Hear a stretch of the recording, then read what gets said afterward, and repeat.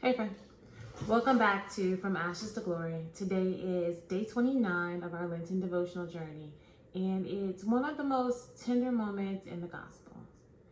Jesus wept. Before raising Lazarus, Jesus stopped and cried. He didn't rush the miracle, he entered the pain. Today we're sitting with this truth. God weeps with us, even though he knows the resurrection is coming.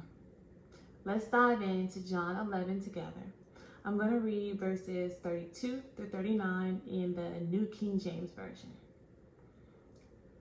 Then, when Mary came where Jesus was and saw him, she fell down at his feet, saying to him, "Lord, if you had been here, my brother would not have died." Therefore, when Jesus saw her weeping, and the Jews who came with her weeping, he groaned in the spirit and was troubled. And he said, "Where have you laid him?" They said to him, "Lord, come and see." Jesus wept. Then the Jews said, "See how he loved him." And some of them said, "Could not this man who opened the eyes of the blind also have kept this man from dying?" Then Jesus, again groaning in himself, came to the tomb. It was a cave, and a stone lay against it. Jesus said, "Take away the stone." Jesus arrives in Bethany and sees Mary and Martha grieving the loss of their brother Lazarus. The text says that he groaned in the spirit and was troubled. The Greek translation implies that he groaned with both sorrow and anger. In Jewish tradition, people mourned in loud public ways, crying, tearing garments, sitting with family for days. Jesus doesn't stand apart from this tradition, he joins it, and then Jesus weeps. The Greek word used here is a rare word meaning quiet, personal, intimate tears. He knew resurrection was moments away. But his love didn't skip the sorrow. Jesus paused and he cried. He didn't rush to the miracle. He stopped to sit, to weep with Mary, to show us that holy power walks hand in hand with holy empathy. Jesus chose to embody beatitude living in real time. Blessed are those who mourn, for they will be comforted. And that's in Matthew 5 and 4. He didn't just teach it, he lived it. He modeled it, that kingdom citizens don't ignore suffering. We mourn with hope. His weeping fulfills the promise of comfort. Jesus gave his presence before he gave his power. He didn't just bring resurrection, he brought comfort first.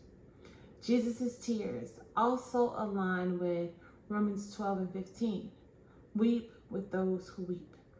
He gives us a model of divine compassion, grieving before glory, empathy before action, and tears before triumph. In a world that rushes past grief, Jesus gives us permission to pause, to weep, and to be fully present in sorrow. Because comfort doesn't come instead of mourning, it comes through it, with Christ at your side. Then he speaks, "Lazarus, come forth." Only after entering grief does he release glory, and Lazarus responds. All right, let's close in prayer. Father God, thank you for sending us Jesus, the one who weeps. He didn't rush the resurrection. He paused. He entered the pain. He stood with the brokenhearted. Thank you for showing us that holy love does not skip sorrow. You are near to us in grief, present in our pain, and full of compassion.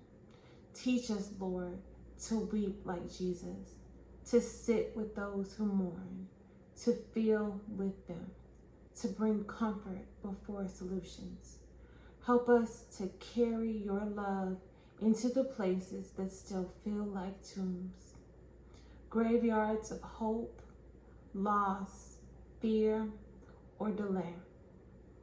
And when the time is right, give us the faith to call forth life, to speak resurrection with boldness and hope.